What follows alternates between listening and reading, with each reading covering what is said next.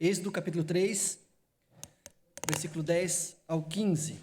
Enquanto os irmãos abrem suas Bíblias, preciso relembrar os irmãos que a grande questão que nós estamos vendo durante essa exposição do livro do Êxodo, inicialmente nesses capítulos iniciais que nós vimos, é o sofrimento de Israel e a escravidão no Egito por cerca de 400 anos e a aparente contradição com o silêncio de Deus frente a esse sofrimento que o povo está passando.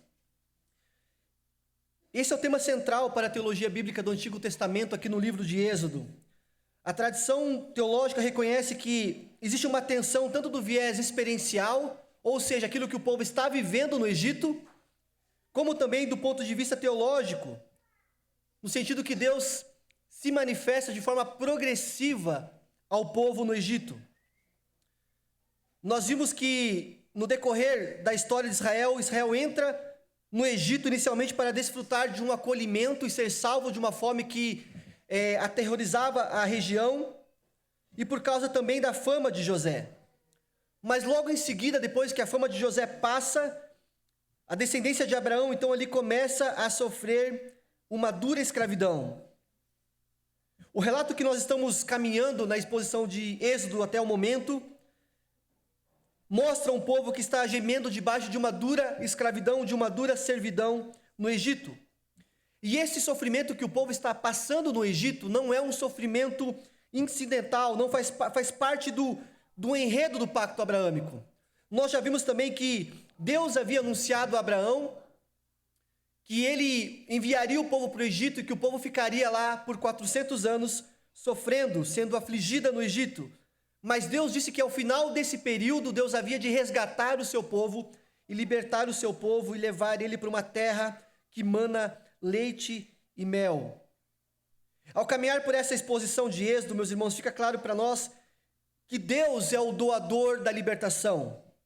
O silêncio de Deus, então, não é algo que podemos interpretar como uma indiferença de Deus com o seu povo, de forma alguma, mas é uma forma pedagógica que Deus trabalha, uma forma temporária, até o ponto determinado em que Deus age em favor do seu povo, de acordo com o seu decreto.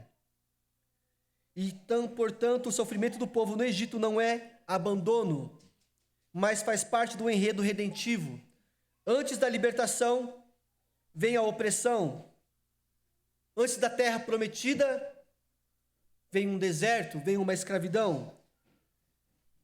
E nós precisamos ter isso em mente, porque esse cenário, ele é recorrente durante todo o Antigo Testamento. Quando nós caminharmos no Antigo Testamento como um todo, vocês vão perceber que sempre houve aquele clímax de exílio, desobediência, sofrimento, clamor e, na sequência, a restauração de Deus ao seu povo. Então, esse enredo todo prepara o povo de Deus para que, quando chegasse o Messias, o clímax de toda a revelação de Deus, eles pudessem então perceber que a libertação final e genuína estava a caminho. Isso é muito importante nós termos em mente, porque se nós lermos o texto sem entendermos que Deus está trabalhando de forma progressiva com o povo, nós podemos ser tentados a pensar que Deus esqueceu do seu povo, e Deus jamais esquece do seu povo. Mas Deus age em favor do seu povo, de acordo com o seu propósito pré-determinado e no tempo que lhe apraz. Vamos à leitura do texto, meus irmãos. Êxodo capítulo 3, versículo 10 até o versículo 15, diz o seguinte. Eu vou ler na Nova Almeida atualizada. Agora venha, e eu o enviarei a Faraó para que você tire do Egito o meu povo, os filhos de Israel. Então Moisés perguntou a Deus, quem sou eu para ir a Faraó e tirar do Egito os filhos de Israel? Deus respondeu, eu estarei com você, e este será o sinal de que eu o enviei. Depois que você tiver tirado o povo do Egito, vocês adorarão a Deus neste monte. Versículo 13, Moisés disse para Deus, eis que quando eu for falar com os filhos de Israel, e lhes disser, o Deus dos pais me enviou a vocês, eles vão perguntar, qual é o nome dele? E então o que lhes direi? Deus disse a Moisés, eu sou o que sou. Disse mais, ainda você dirá aos filhos de Israel, eu sou me enviou a vocês. Deus disse ainda mais a Moisés, você dirá aos filhos de Israel, o Senhor, o Deus dos pais, o Deus de Abraão, o Deus de Isaque, o Deus de Jacó, me enviou a vocês. Este é o meu nome eternamente, e assim serei lembrado de geração em geração. Vamos mais uma vez em oração ao nosso Deus. Senhor Deus, nós estamos mais uma vez diante da Tua santa e poderosa palavra, inspirada pelo Senhor, escrita por homens santos e separados pelo Senhor, para registrar a Sua revelação a nós. Pai de amor, estamos reunidos nesta manhã como povo do Senhor, separados, santo, congregação do Senhor, ajuntamento santo, como a Tua palavra fala. E a nossa esperança esta manhã é que o Senhor, por meio da Sua palavra, fale ao Seu povo que está reunido aqui. Pai de amor, fala conosco por meio da Tua palavra esta manhã, que ela possa cumprir o objetivo para o qual ela foi revelada a nós nas Escrituras Sagradas, glorificar o Teu nome e trazer alimento para o Teu povo que está reunido esta manhã. Que as palavras dos meus lábios e o meditar do meu coração sejam agradáveis a Ti, Senhor meu, rocha minha, Redentor meu. Oramos assim em nome de Jesus. Amém. Meus irmãos, existe uma franquia de filmes que talvez alguns de vocês já devem ter assistido, chamado Missão Impossível. E ela é conhecida, essa série de filmes que existe, ele é conhecido por um enredo complexo, cheio de reviravoltas, cheio de situações que você imagina que as coisas não vão acontecer, que não darão certo. O cerne de todos os filmes dessa série gira em torno de um homem chamado Ethan Hunt, que é interpretado ali pelo Tom Cruise, e a sua equipe do setor de missões, Força de Missões Impossíveis. Esse homem, ele é um agente especial, e ele é altamente habilidoso, resiliente, e lidera essa pequena equipe de elite para enfrentar os maiores desafios que o enredo do filme traz. Eles são frequentemente encarregados de missões consideradas impossíveis. Geralmente, o enredo dos filmes fala de impedir alguma catástrofe global, algum ataque terrorista, alguma guerra biológica ou o uso de armas de destruição em massa. E olha que interessante, eu não quero aqui contar o final do filme para os irmãos, mas para você que não viu nenhum filme até hoje da série, eu vou te contar o final de quase todos eles, como acontece. Me perdoem por isso, depois vocês podem assistir. A missão impossível, ela se revela ao longo do enredo que ela não é tão impossível assim. No entanto, a vitória, no entanto, o desenrolar do cumprimento dessa missão, ela nem sempre é tão clara para o espectador. Ela nem sempre é tão limpa, tão completa. E sempre vem de um custo pessoal muito alto para o protagonista ou das pessoas que estão à volta dele. Por que eu falei um pouquinho sobre o enredo desse filme? Porque nós sabemos que a missão é impossível, mas no final ela se revela possível.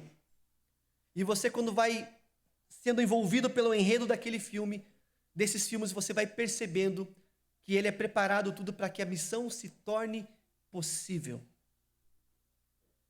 Moisés, quando é chamado por Deus, ele se vê infinitamente mais desafiado do que o protagonista desse filme. Deus chama Moisés para enfrentar o faraó e libertar Israel de uma escravidão já consolidada há anos. Como se não fosse uma única coisa cumprir uma missão que aparentemente, humanamente é impossível, mas também todo esse enredo que nós lemos gira em torno de uma pergunta muito importante que Moisés faz para Deus: quem sou eu?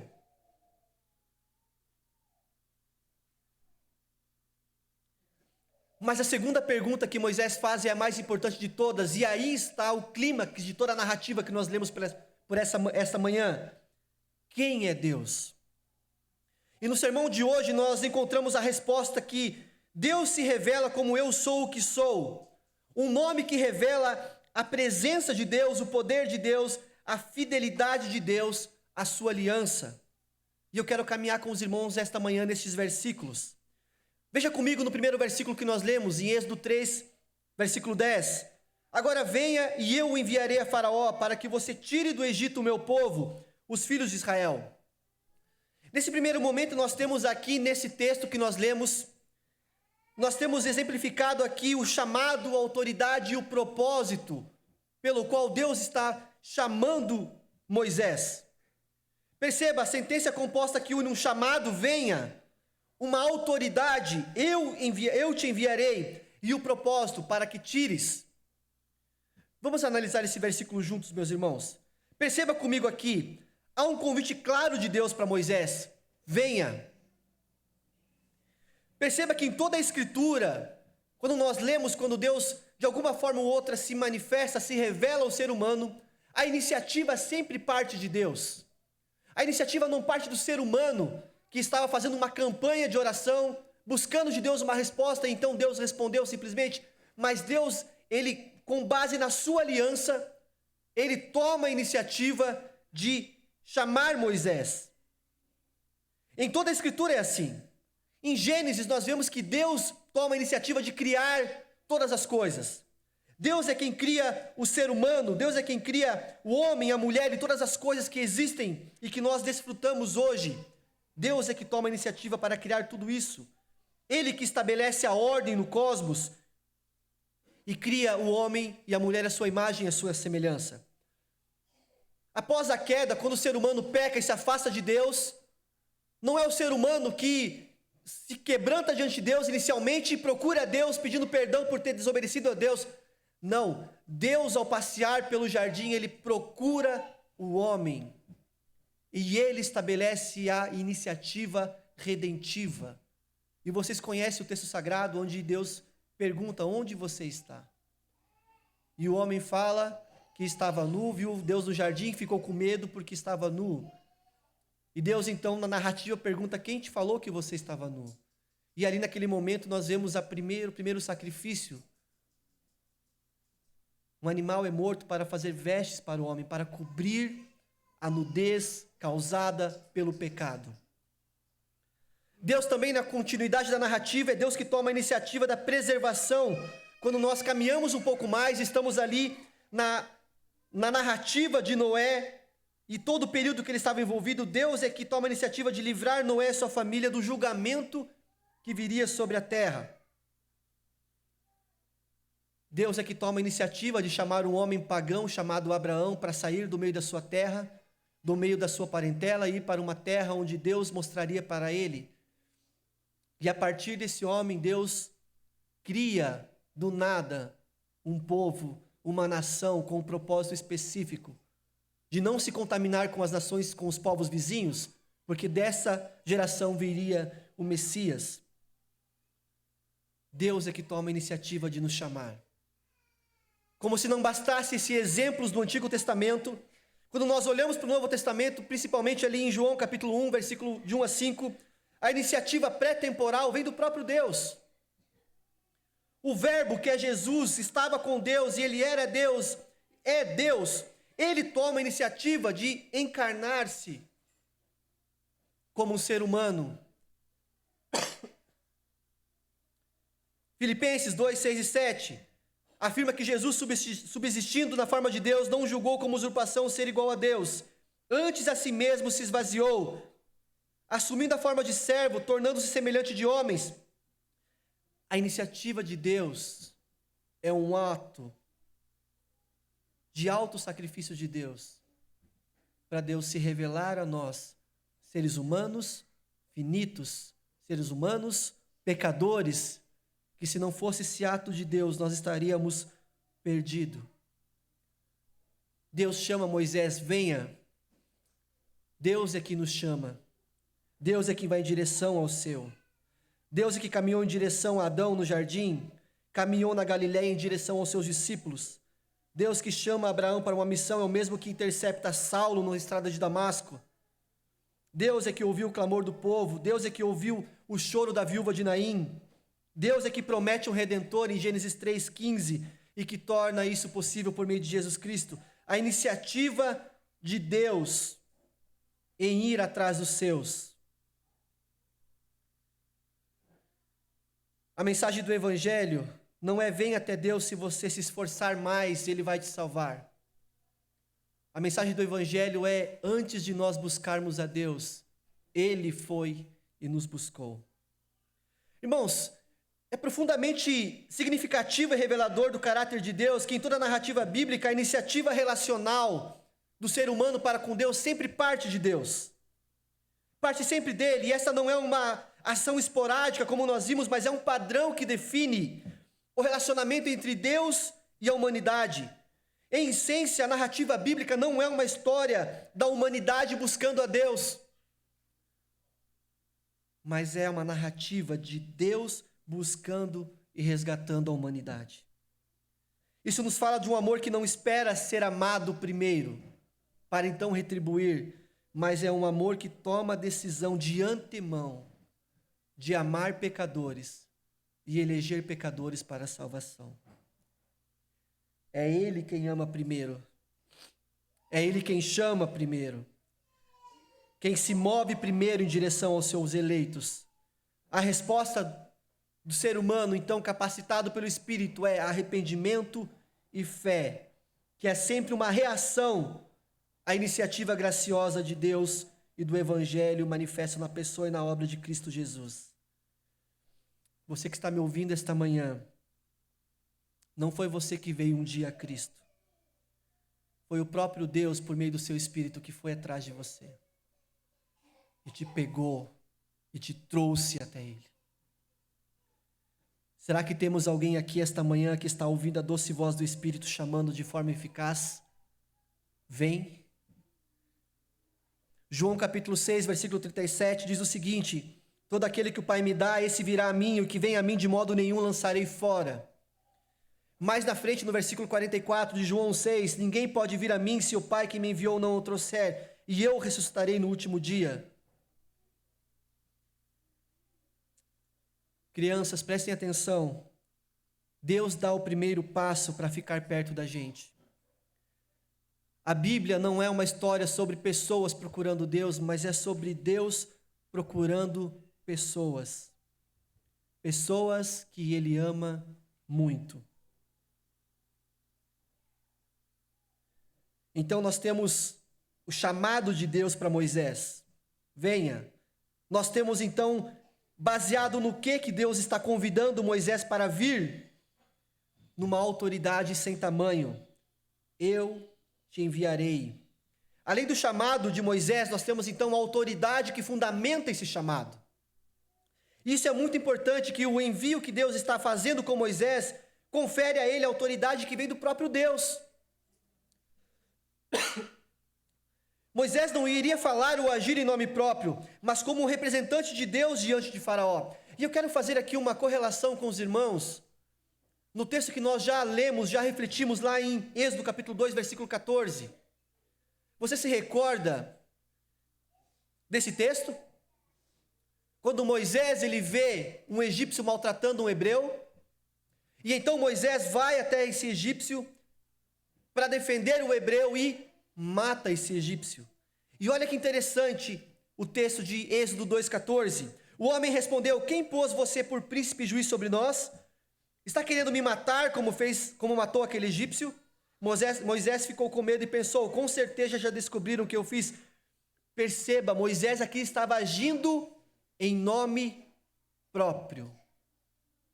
Moisés estava agindo com as suas próprias forças, na sua própria perspectiva, na sua própria confiança.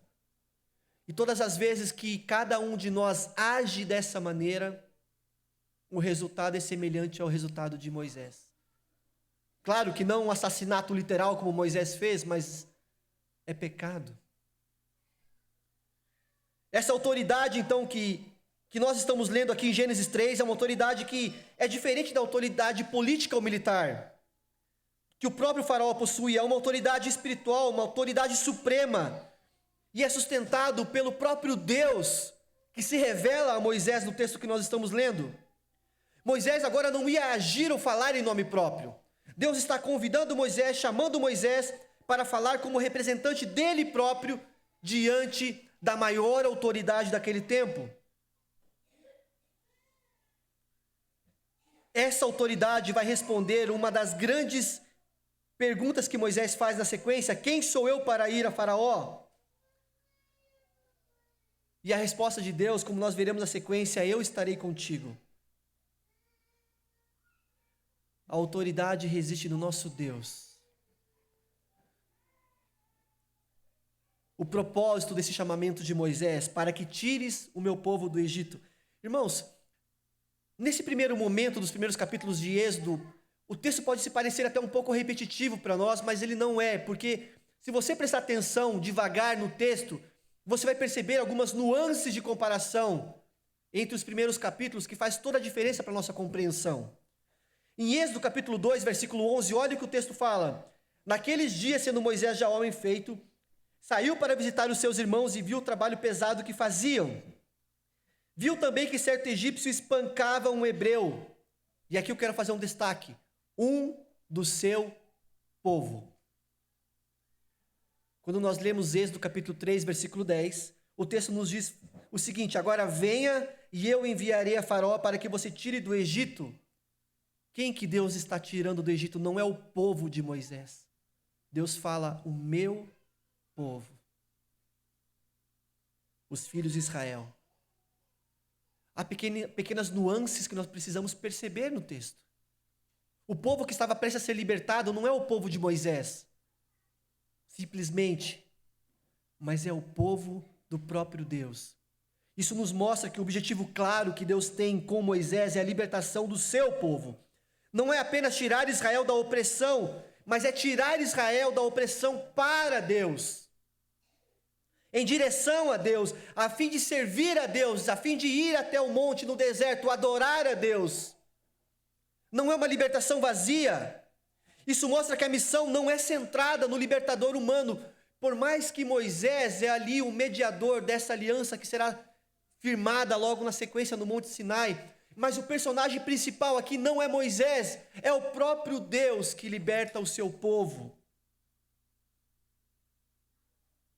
Por causa da aliança de Deus com Abraão, Deus é fiel à sua aliança. E Deus havia prometido que retiraria o povo do Egito com mão forte. E ele levanta Moisés com esse propósito, para que tires o meu povo do Egito. Quando nós olhamos para o versículo 11, meus irmãos, então Moisés perguntou a Deus, quem sou eu para ir a Faraó e tirar do Egito os filhos de Israel? Vocês se recordam quem é Moisés? Vamos trazer algumas coisas de Moisés para nós refrescar a nossa mente e nós trazermos à memória quem é Moisés. Primeiro, Moisés ele é um hebreu que nasce com um propósito específico.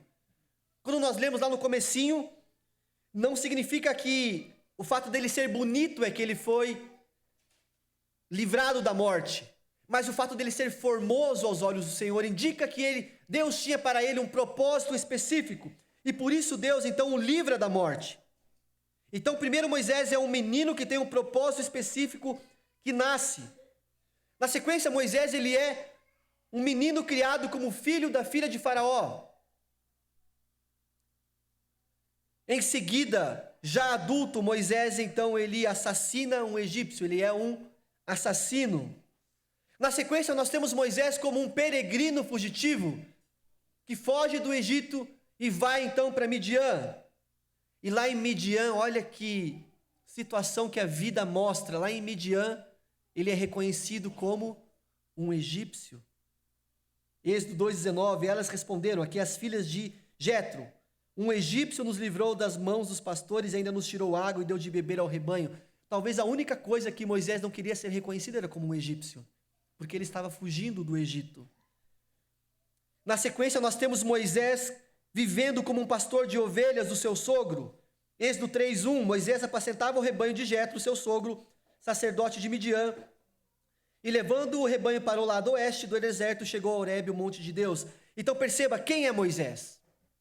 Moisés é um hebreu, Moisés é o filho da filha do faraó, Moisés é um assassino, Moisés é um peregrino fugitivo, Moisés é um pastor de ovelhas. Quem é este Moisés que Deus está chamando? Quem é este Moisés? Mas a pergunta mais importante para nós essa manhã não é quem é Moisés. É quem é você? Você já se fez essa pergunta? Quem sou eu? Você já se perguntou à frente do espelho quem é você? Você se conhece? João Calvino ele faz uma afirmação muito importante no começo do livro 1 das suas Institutas. Quase todo o sumo saber que possuímos consiste em duas partes: o conhecimento de Deus e o conhecimento de nós mesmos. É com efeito, verdade que aquele que chega ao conhecimento de si próprio, ao invés de repousar-se em si mesmo, avança para o conhecimento de Deus.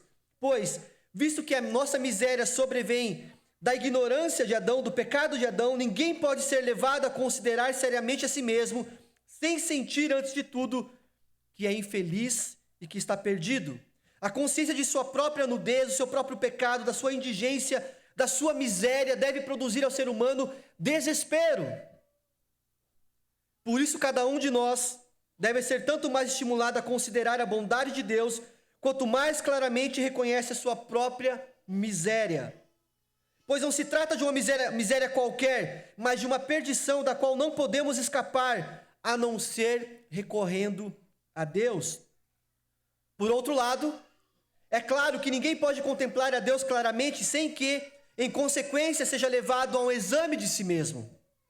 Pois tão logo somos iluminados pelo conhecimento de Deus, aprendemos a comparar com a sua suma pureza, a pureza de Deus, a nossa imundície, com a sua justiça, a nossa iniquidade, com a sua santidade, a nossa corrupção, com o seu poder, a nossa fraqueza.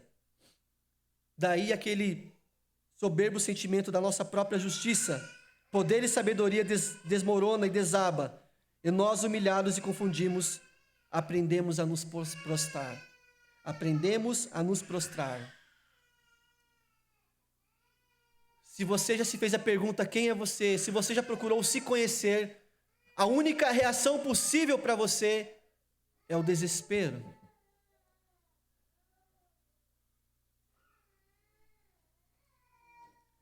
Crianças, prestem atenção. Para conhecer a Deus, a gente precisa também conhecer quem nós somos.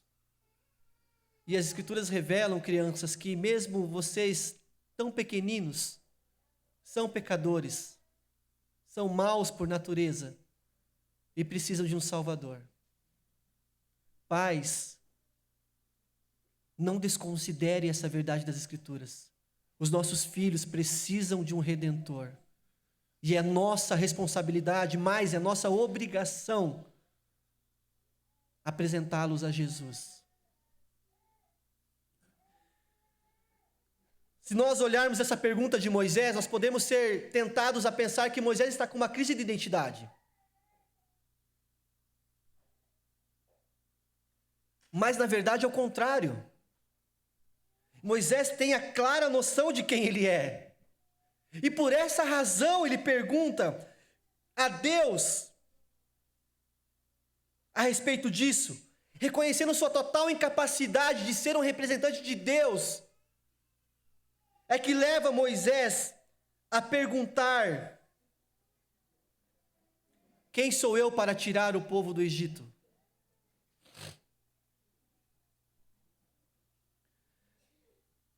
E a resposta mais importante não é que Deus fala para Moisés quem ele é.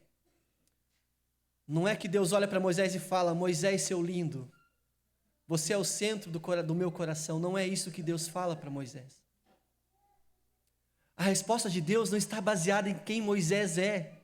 A resposta de Deus está baseada em quem o próprio Deus é. Olha a resposta de Deus no versículo 13. Deus não procura responder, afagar o ego de Moisés, falar: não, Moisés, eu te preparei, você fez uma graduação, fez um mestrado lá no Egito, agora você está preparado para libertar o povo. Deus não usa disso. A ferramenta que Deus usa não importa, porque a ferramenta por si só não é nada. A enxada por si só, ela não vai carpinar o lote sem que aquela ferramenta seja usada por alguém apropriado para utilizá-la. Moisés, sem Deus usá-lo para fazer alguma coisa, não é nada. E cada um de nós devemos reconhecer isso diante de nós mesmos e diante de Deus.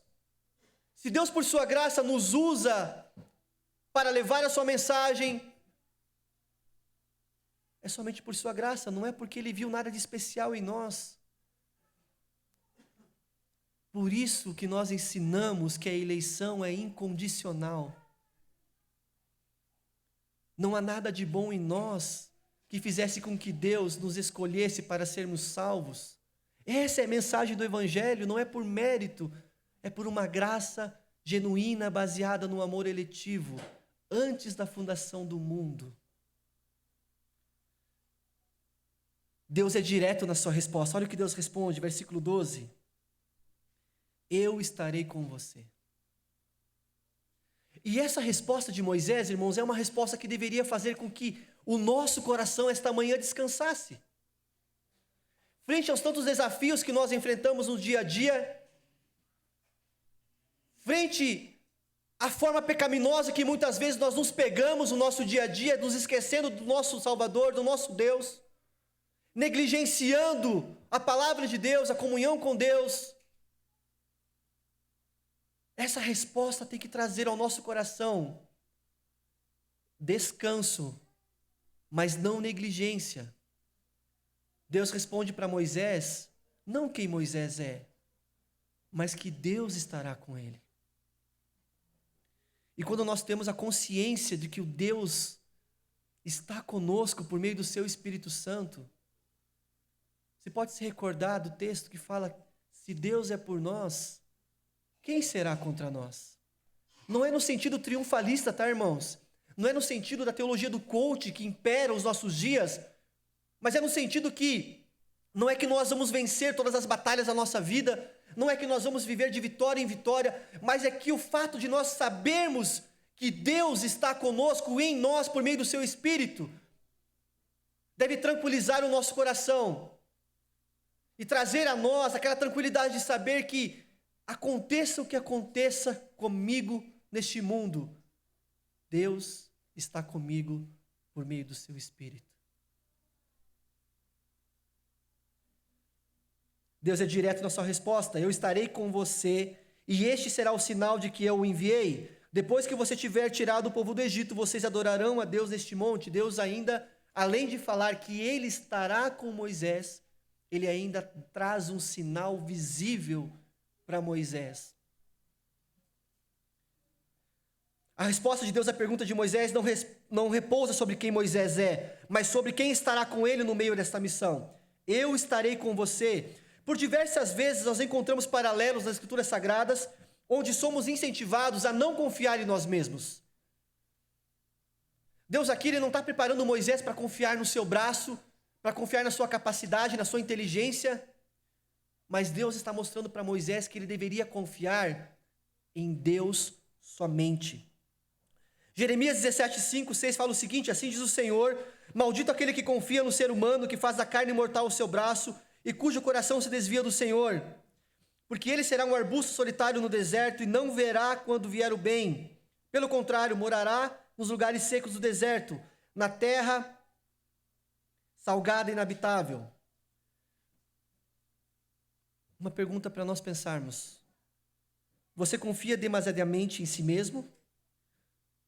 Será que tem alguém aqui essa manhã que está confiando na sua formação, na sua experiência profissional, no valor que aparece no final do seu holerite, no seu conhecimento teológico, no saldo da sua conta bancária, ou talvez até mesmo, espero que não, mas talvez confiando em suas obras? Eu tenho algo para dizer para você esta manhã. Maldito aquele que confia no ser humano, aquele que confia em si próprio, que faz da carne mortal o seu braço. Salmo 118, 8 e 9 diz o seguinte, melhor é buscar refúgio no Senhor do que confiar nos seres humanos, melhor é buscar refúgio no Senhor do que confiar em príncipes. Ou ainda, Mateus 28, 20, ensinando a guardar todas as coisas que tenho ordenado a vocês, e eis que estou convosco todos os dias até os fins dos tempos. Deus garantiu que estará conosco, e essa deve ser a nossa confiança. Nossa confiança deve residir nisso, Crianças, prestem atenção. Antes de confiar no papai e na mamãe, devemos confiar em Deus. Deus é quem cuida de vocês. Deus é quem usa papai e mamãe para cuidarem de vocês. Deus é quem cuida de tudo. E vocês devem, desde pequenos, confiar em Deus. E então nós chegamos na parte da narrativa em que Deus se revela a Moisés. Eu sou o que sou. Versículo 13 e 14, olha, acompanhem comigo. Moisés disse para Deus: eis que, quando eu for falar com os filhos de Israel, lhes disser, o Deus dos seus pais me enviou a vocês, eles vão perguntar, qual é o nome dele? E então o que lhes direi? Deus disse a Moisés, eu sou o que sou. Disse mais, ainda você dirá aos filhos de Israel, eu sou, me enviou a vocês. Meus irmãos, mais um paralelo com o capítulo 2. Quando Moisés ali tenta separar a briga entre dois hebreus, o que um hebreu pergunta para ele? Olha o versículo 14. O homem respondeu, quem pôs você por príncipe e juiz sobre nós? Moisés estava refletindo com medo de ser indagado novamente pelo povo. Quem pôs você como juiz entre nós? Quem te deu essa autoridade para você vir e querer mediar a paz entre nós? Ou querer ser o nosso líder? A resposta que Deus está dando, Moisés, você vai dizer que o eu sou o que sou está te enviando para libertar o povo. Aqui nós precisamos parar um pouquinho mais, irmãos, nessa afirmação que Deus faz. Nós sabemos que no Egito havia uma enormidade de deuses, de divindades, não vou usar a palavra Deus, mas uma enormidade de divindades pagãs. E eu não vou citar todas elas, mas para cada aspecto, para cada ato do povo egípcio havia uma divindade. O próprio faraó ele era visto como uma divindade no meio do povo do Egito. E então eles tinham por próprio para eles saber os nomes dos deuses, isso os egípcios tinham. E era normal naquela cultura querer saber o nome de Deus, o nome do Deus que estava se apresentando. Mas olha que quando Deus se revela como eu sou, Deus não está dando uma resposta, Deus não está trazendo um nome. Deus está trazendo para Moisés e para o povo um tratado teológico de profundidade enorme. Esse eu sou o que sou tem várias traduções possíveis. Uma primeira tradução, a mais clássica, é baseada no presente absoluto, eu sou o que sou. Uma tradução mais literal vai dizer, eu serei o que serei. Mas também pode ser entendido como eu estarei presente, como eu estarei presente, com uma ênfase acompanhando a fidelidade de Deus. Mas nós podemos olhar que essa forma de Deus se revelar a Moisés e ao povo não é uma definição estática. Não é Deus, é isso. A autodeclaração que Deus faz de si, ela é aberta, e a tradução da Septuaginta vai dizer, eu sou o que existe, o que é, enfatizando o ser absoluto de Deus. Quando nós estudamos e vamos para um concílio teológico, tem uma pergunta que é feita para todos aqueles que vão passar pelo exame para ser um pastor, que é a seguinte, quais provas bíblicas da existência de Deus? E isso aí tem uma pegadinha, porque nós podemos usar vários textos para dizer que provar que Deus existe, mas a Bíblia Sagrada ela não se preocupa em provar que Deus existe. Ela parte do pressuposto que Deus é. No princípio, criou Deus os céus e a terra. Deus é. Deus não tem começo, Deus não precisa provar-se a si mesmo para ninguém, porque Ele é o autor de tudo. Então, quando Deus se revela como eu sou o que sou, Ele não pode ser revelado como os deuses do Egito, como as divindades do Egito, com um poder limitado. Porque Deus não é limitado a um conceito humano fixo como as divindades do Egito. Ele promete estar com Moisés e Israel, eu estarei contigo. Então nós podemos trazer uma tradução mais ampla para esse eu sou o que sou. Eu serei o que serei, a liberdade soberana de Deus. Eu sou quem sou, a existência absoluta, a autoexistência de Deus. Eu estarei com você como estarei, a presença fiel e atuante de Deus em meio ao povo. Em resumo, eu sou o que sou, ou eu serei o que serei, é a forma como Deus expressa a sua autoexistência e a sua presença contínua, destacando tanto a sua eternidade quanto a sua promessa de estar com o seu povo. Esse é o nosso Deus. Disse mais, versículo 14: assim você dirá aos filhos de Israel: eu sou, me enviou a vocês. A revelação do nome de Deus, como eu sou o que sou, é um convite para, primeiro, adoração. Maravilharmos com um Deus que é totalmente outro, um Deus que é aquém da nossa compreensão. Por mais, irmãos, que Deus decidiu revelar-se a nós por meio da sua palavra e por meio de Cristo Jesus, a compreensão completa de Deus não cabe na finitude da mente humana afetada pelo pecado. Nós passaremos a eternidade conhecendo o nosso Deus, e mesmo assim não será suficiente para que nós conheçamos plenamente o nosso Senhor. Além da adoração, essa revelação deve causar dependência. Deixar de confiar no próprio braço, seja na inteligência, nos recursos que nós temos, ou nas nossas capacidades. Essa revelação também deve trazer ousadia, assim como Moisés podemos nos levantar, falar e agir, não porque somos capazes para tal, mas porque Ele prometeu que estaria conosco todos os dias, até a consumação dos séculos. Em verdade, essa verdade tira o foco da nossa identidade questionável, quem sou eu? E a coloca sobre a identidade gloriosa e autossuficiente daquele que é o que é o nosso Deus. Crianças, prestem atenção. Quando Deus diz eu sou quem sou, Ele quer dizer o seguinte: Ele é especial, Ele é o Deus mais forte e poderoso que existe, Ele é incrível. Podemos confiar nele. Não precisamos ser os mais fortes, os mais espertos sozinhos. Podemos confiar que Deus vai nos ajudar e que Deus está cuidando da gente. Crianças, saber disso nos dá coragem.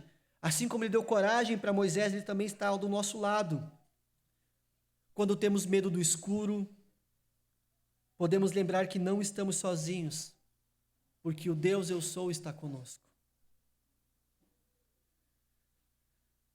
Deus reafirma no final do texto que nós lemos o seu compromisso pactual. Versículo 15. Deus disse ainda mais a Moisés: assim você dirá aos filhos de Israel: o Senhor, o Deus dos seus pais, o Deus de Abraão, o Deus de Isaque, o Deus de Jacó me enviou a vocês. Este é o meu nome, eternamente. Assim serei lembrado de geração em geração. Irmãos, olhe para a sua Bíblia nesse momento, você verá que quando Deus fala: assim você dirá aos filhos de Israel, o Senhor, a sua Bíblia possivelmente está em caixa alta, Senhor. Aqui é o nome do próprio Deus, que nós não sabemos a pronúncia exata desse tetragrama. Alguns falam Iavé, Javé, Jeová, nós não temos a pronúncia exata do nome de Deus. Deus confirma a Moisés que deve ser dito a Israel: não é o Deus de Israel, não é uma ideia abstrata como os deuses do Egito, mas Ele é um Deus que agora sim revela o seu nome ao povo. Esse nome é a base da autoridade de Moisés. O Senhor me enviou a vocês. Revelar o nome significa abrir um canal de relação direta entre o povo e o próprio Deus, conhecendo o nome do seu Deus. E o Senhor nosso Deus se faz conhecer então a Moisés e ao povo que Ele está prestes a libertar. O Deus da aliança, Ele conecta a libertação do povo à promessa que Ele fez a Abraão, de libertar o povo do Egito. E esse nome eterno de Deus é uma memória geracional. O que significa isso, pastor? Que esse nome seria reconhecido eternamente, lembrado de geração em geração, ano após ano. O nome do nosso Deus não é passageiro ou restrito a uma era. É uma identidade perene, que deve ser proclamado de geração em geração. A fé cristã não se baseia em experiências desconectadas, mas na memória de um Deus pactual, de um Deus que cumpre a sua aliança E louvado seja o Senhor por isso. Algumas considerações finais. Deus chama o mediador frágil e pecador e garante a esse pecador a sua presença. Deus revela o seu nome, mostrando-se fiel e eterno. Deus envia para libertar, cumprindo suas promessas, a sua aliança, o seu pacto, para levar o povo para uma terra que mana leite e mel. Meus irmãos, deixa eu te falar uma coisa.